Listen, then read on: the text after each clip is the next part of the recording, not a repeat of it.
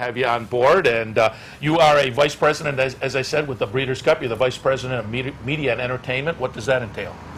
Well, it's running the entire event basically. We do all in New York. We have the marketing, sponsorship, PR team, and there's only about 6 of us in the New York office. So, like I say, I worry about everything except putting on the actual horse races, from the entertainment that week, all of our parties, special events, the marketing, the television, the connection between NBC and the Breeders' Cup. And just throwing the best party we could throw. And talk a little bit about what goes into that. I'm assuming probably the day after one Breeders' Cup, you're kicking in for the next year. That's true. We do take a little break, although this year now, knowing that we're going to Keeneland next year, 2015, we've already started planning for Keeneland. So it's never really a break, although in November, you kind of could take a little couple weeks off. And talk a little bit about that. There was an announcement fairly recently, Keeneland coming up, Del Mar coming up as well. And I think you guys have to be thrilled with the response at Del Mar. The mayor came out; he's already looking for a second Breeders' Cup. No. You got a great response from the locals down there. Yeah, no, it's been an amazing thing. The key was for us is to lay out a plan. 3 years. Keeneland next year, Santa Anita 16, Del Mar 17. Now we know where we're going. We can make plans for the future. It helps with everything we're doing, from marketing to sponsorship. And I think the local communities in Lexington and San Diego, Del Mar area, have embraced it. I mean, with open arms. It's been amazing, the response, and that's why we got to start planning now, because there's I think the amount of attention that it's going to get is going to be something we haven't seen before. So yeah, we had Jim Gluckson on with us the other day. Steve Bick and I on the Sunday morning program, we were talking a little bit about the new venues. And Keeneland, the size of it means that maybe there'll be more of a fan experience, maybe just outside the facility. You'll have to change things up a little bit. But as we were talking, and Jim made the great analogy, you got the people in the backyard here who sit in the picnic tables and don't necessarily see the horses, but you come for the experience. And the Breeders' Cup is the same thing. No doubt. I mean, that's what I've done for 30 years. I've had the same spot right near the Big Red Spring out here. So there's no problems with a beautiful plus the Keeneland, they're first-class organization. It's going to be an epic event, and we're so excited to do it. I also want to push again. We talked about it on Sunday, but I'll let you mention it one more time. The Breeders' Cup Betting Challenge, which is kind of a high roller affair. But for folks who are interested, I didn't realize it until we talked to Jim on Sunday. A couple of satellites this year. It's true. Yeah. So you could be at Santa Anita and play in it, or you could be at Keeneland or at Aqueduct. It's a $10,000 buy-in. $2,500 goes to the purse. $7,500, you're betting real money. So it's as if you were betting a regular day. You're betting a lot of money, obviously, $7,500, plus the prize money on top, and you get to keep whatever you win. So it's the most. I mean, if you're a handicapper and you're a real bettor, this is the event for you. I mean, this is what it's all about. And to be crowned champion of the Breeders' Cup betting, it's like, is there anything better? I don't know. And I think a couple of other locations around the country is going to make it more convenient for people, and that should add to the intrigue. Speaking of contest play, and again, we talked about it at the top, you were on the Esquire Network television show, Horse Players, which I'm sure a lot of people tuned in and enjoyed. Give us a little bit of the insight. You're now somebody who has been on a reality show. What are some of the insights, the behind-the-scenes, things that maybe you didn't realize beforehand that you came out of it with? Well, it's, having cameras, being mic'd up, for, multiple days at a time, and the camera's always on and recording you. Even when you're not on camera, they're recording your audio. Was interesting. It was so much fun. I was with my dad and Lee hanging out at the racetrack with cameras following us. It was awesome. I mean, and they did a very good job with the show. There's some things that they left out that, I wish we could probably have done it again. But all in all, it was such an experience. And the fans here are just walking around. I was, something you didn't expect was that people actually, A, go to watch it, and then B, when they see you, they go, oh, I saw you on the show. So we've been having a ball with it, especially my dad and Lee. They love, they love the attention. They've been walking around like they're movie stars. So the remainder of Team Rotundo is up here as well? Yep. They're up here, and they've been up here for a couple weeks, on and off. And it's just, it's what my summer's all about. Since I'm 4 months old, I've been coming to Saratoga. There's nothing like it, and it's my favorite place in the world. Talk a little bit about that. What is your background? How'd you get into the game? Well, my father got me in, right? So literally 4 months old. There's a photo of me and the late, great Mike Venezia, in the carriage at 4 months. And then he taught me how to read the racing form when I was 6. I didn't actually start betting until I was 18, but I really got into it, and I loved the art of picking the winners. And we've just been going. And then what happened was I went to school at Seton Hall for a minute and then transferred to the University of Arizona. They have a racetrack industry program. Right. So I graduated from there. And then worked with the racing form, actually, for a couple of months, and then started with the NTRA, and eventually merged with the Breeders' Cup, and I wound up on the Breeders' Cup side. And that's my life in a nutshell. And, people say, "What's your job?" This is life, right? This is like 24 hours a day. I live, breathe it, so I love it. And you said you've been up here pretty much since the beginning of the meet. Yeah, well, because for work purposes, we do have we work with NBC Sports, putting on these races that are on the air, the Whitney and now the Travers and Ballerina, and then next week the Woodward. So we're in partnership with Naira on that series this year. So that's my real job, is to do the television. So I have a reason to be here. I hear you. Dirty job, but somebody has to do it. Exactly. And let's give a little push to the broadcast this weekend, not only here, but in relation to the Breeders' Cup. They're out at Del Mar on Sunday. Yep. Friday we're on NBC NBC Network on Friday from 4:30 to 6 with the King's Bishop. We come on the air. We show the race, the Ballerina and the Travers. Ballerina's a win and you're in, automatic qualifier. And then on Sunday, the Pacific Classic from Del Mar at 8 p.m. Eastern, prime time. So after the races on Sunday, you go home and turn on NBCSN, and you can watch that. Yeah, nice big weekend Yeah, of races best. on television. All right, let's jump in and get some of your thoughts on some of the races. Oh, before we do that, I wanted to ask you, we mentioned the Breeders' Cup betting challenge. And horse players obviously was key to a lot around the contest. I've had fun the last 3 Mondays. I've jumped into the low roller contest they've started up here, which was a great idea. $40, $10 goes into the prize pool, $30 are for five $2 win, place, and show bets during the day. It's been a lot of fun. And as coming out of the horse player series and being a contest player, what are your thoughts about contests and how they've kind of been a burgeoning part of the game over the past 5 years or so? Yeah, I mean, back when I was at the NTRA, we helped start it, right? I was there in '98, so it's the NHC started in '99, so we were part of that, growing it from the beginning. And to see where it is now, it's $2 million prize pool, and then all these other contests and all these different websites that are now having them. I think it's the poker model, right? In the old days when they had the poker, how it exploded. This is, again, in its infancy. I think this is just the way, it's only going to go up. And it's a different style of action. I mean, let's face it. Pari-mutuel betting's been around a long, long time. We need to, shake it up a little bit. And I think this is another step in that direction. Yeah, absolutely. And I've said to people, I love the contest. I played them for a while, and I used to play down at the Teletheater, Capital OTB. And then when I got on the network, I wasn't allowed to do that, so I drove out to Hinsdale, the dog track, and that's disappeared now. But now they're available online in various places. And up here, again, that low roller contest is fun. We still have them down at the Clubhouse Racebook monthly, playing into the tournaments out at Vegas as well. But one of the things that I find interesting, you have to come at it a little bit of a different direction, Totally. Which I think hones some of your handicapping skills. Yeah, you're not just handicapping the races, you're handicapping the people that are in the tournament with you. Because, one, you're on the tour, the NHC tour, all these folks, you kind of get to know them. They're like players, they're like athletes, right? They have their same sort of habits, and you know when they're going to strike, when they go for a long shot or a favorite. So you have to handicap them, and then you're also handicapping the board, right? It's not just picking, favorites. That's why I think the real money tournaments as well is really interesting, because you get to play it like you normally would, a little more than that. So, I mean, listen, they're all great at the end of the day, and the idea that these big prizes are up for grabs is only a good thing. Again, I think it's kind of a burgeoning part of the game and very intriguing. All right, let's take a look out at some of the stakes action over the next couple of days. We'll kick off with today's feature, the Grade 1 Personal Ensign, $500,000 on the line. Fillies and Mares, 3-year-olds and up. And Peter, while we talk, going to go back and look at the FIPS back on June 7th at Belmont. The last time all three of these close hatches, Princess of Silmar and Antipathy, met. The number 1 close hatches will just get up over Princess of Silmar. Number 2, Antipathy, third. Antipathy, of course, came back to win up here.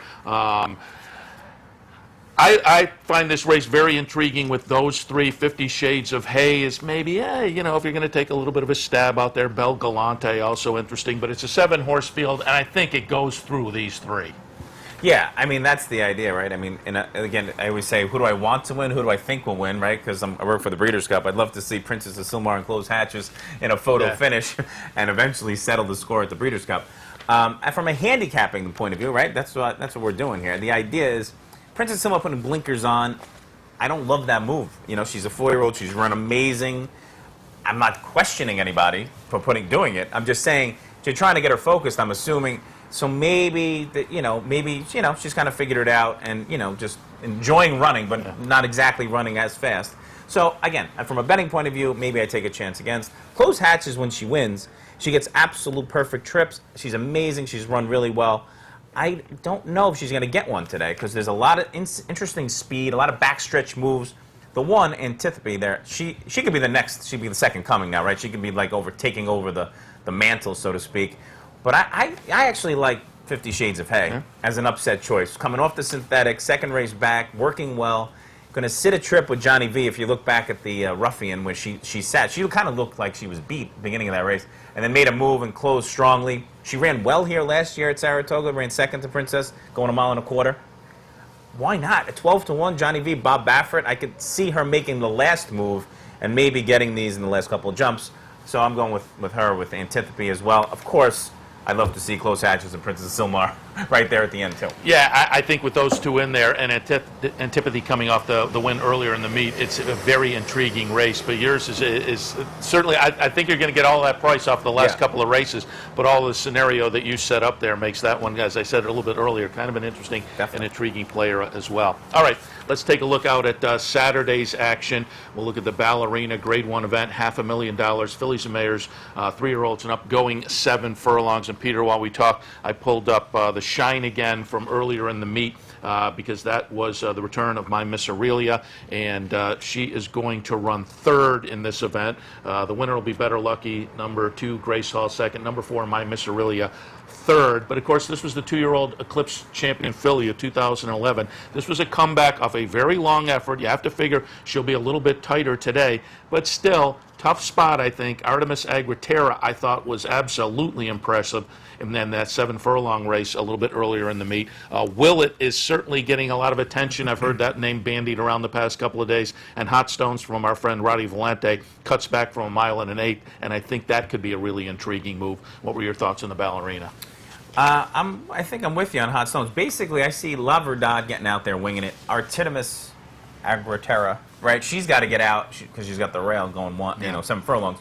So she might be a little up against it if La Verdad gets out there. So I see a speed, duel sort of developing there. And I'm looking at Hot Stones just to sit the perfect trip. Cuts back off 1 mile and an eighth in the mud, which I love that move. Back to 7 furlongs. She won the Grade 3 2 back, the Bed of Roses. Before that, she just lost to La Verdad, going 1 mile off a layoff. I think this is probably a perfect distance. She likes Saratoga. She was going to sit the trip. She's got Irad Ortiz who's on fire. Oh, yeah. And I just see a little bit of a speed, but I see her getting up in the last couple of jumps, and I'm going to use her with the favorites. La Verdad, My Miss Aurelia. I mean, how could you not respect her? I mean, she was the champion. Obviously, long layoff, ran huge last time. I love to see her come back and win. So I'm going Hot Stones over My Miss Aurelia, La Verdad, and I think that's my exact. Yeah, okay, sounds good. And La Verdad, we had Mike Welch on with us, and I think he made the great point. Do not expect La Verdad to sit back tomorrow. No. I think we're going to see her go out of the gate, and I agree completely. Again, another intriguing Grade 1 on the weekend. But the highlight of the weekend, of course, will be the Travers Grade 1 event, $1.25 million, going 1.25 miles, and that's the significant information in here, the 1.25 miles, because Bayern is going to certainly attract a lot of attention off those last 2 efforts. Clearly, to me, seems the most talented in the group, but the distance is going to be the question mark. Commanding Curve off of that Derby 3 back. I talked with Terry Finley yesterday, and I talked with both him and Dallas Stewart at the draw a few nights ago, and Dallas was saying we got to get back to that Derby effort. If he can, he's going to be very, very interesting as well. Kid Cruz I found intriguing all spring long. Wicked Strong and Toneless, though. Those 2 in Bayern are clearly the 3 in this race that you have to go through. But, Peter, while we talk, I just wanted to pull up, because we've looked at a couple of the other preps over the last couple of days, but I did want to show the Belmont Derby going back to July 5th. Mr. Speaker, the number 9 horse, will get up late to win this, but it's on the turf. Flip side is, running second that day was Adelaide. Adelaide came back on the weekend, this past weekend, won the Secretariat at Arlington, so perhaps flattered Mr. Speaker a little bit. But you have to wonder, Mr. Speaker, again, this is on the grass, gets up and gets it done again. The number 9 horse will just get up there and get it done. So it's intriguing, but is this a much better turf horse than a dirt horse? You have to answer that question. I just kind of threw this race in so folks would get a look at it before the weekend, but what were your thoughts? Well, I look at it like Bayern, and if it was any other race, if you crossed the names out and you looked at just the PPs, you would see Bayern as lone speed with big buyers in his last 2, huge numbers. Even like it's not even a race. It's just let's move on. The horse is 3 to 5, and let's go. But it's not. It's not. That was at Monmouth going a mile and an eighth. Now we're going a mile and a quarter at Saratoga. It's a different ball game. I think they wanted to win that. They were all. I mean, obviously they wanted. Of course, they wanted to win. They were all out for that one. Now it's like, oh, well, it makes sense to come to the Travers. He will be lone speed. I didn't think he could get a mile and an eighth. I'm going to struggle that he's going to get a mile and a quarter, even though he's lone speed. So I'm going to use him in there, but I can't put him on top as the favorite. I think Tonalist and Wicked Strong are very good horses. Honestly, the way I handicapped it, I think Tonalist, Wicked Strong, and Viva Mallorca are going to basically chase a little bit, baying around. And I'm looking at Mr. Speaker, who's getting better with every race. I think if you throw anytime he sits the triple, Lescano takes him back, makes the one run. He's working well. I feel like he might be a new horse. And by the way, he's bred from bred for the dirt. Personal Edson's the grandmother. So this is might be successful on the grass, but this is all dirt everywhere. I think gets around that first turn, no dirt in the face, makes a nice run, and I think Commanding Curve will come on for second. I just think that chasing, baying around might tire out the other ones in the middle. And we'll get a little Mr. Speaker Commanding Curve exacta for $182. Yeah, I think that'll be a very nice exacta. And it is an absolutely intriguing race. They got a nice full field in here, which 3 weeks ago I wasn't expecting, but you have some of these horses coming out of the Curlin that just add a little intrigue. Mr. Speaker clearly adds the intrigue in here, so I think it's an absolutely fun addition of the Travers. And again, that'll be the highlight of the NBC broadcast from here on Saturday. And again, the Pat O'Brien and the Pacific Classic on NBC on Sunday. All of those leading into the Breeders' Cup. Somebody said the other day, they counted down at some point over the next couple of days. We're 60 days away. Yeah, just about, which makes life scary because we're only 60 days away. There's a lot to do, but this is what it's this weekend, and then that Super Saturday at Belmont, and then move leading to the opening weekend at Keeneland, Super Saturday at Santa Anita as well. I mean, those races. This is where it all happens, right? And we got these international horses coming over this year. Could be the biggest international field since like '08 coming over. We had Gluckson on again on Sunday, and as he came on, he announced the win by Kingman, and that was a win in your in race. And so keep our fingers crossed that he comes over. Oh, totally. And that's what makes it so much fun when they all come over and they all battle it out. But the Classic again, I think could be amazing if you have California Chrome. Shared Belief runs well, and Jim Rome, who's obviously a huge name. Joe Torre.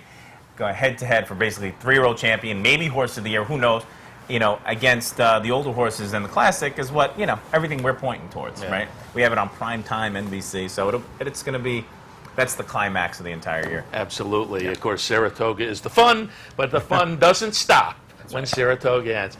Peter,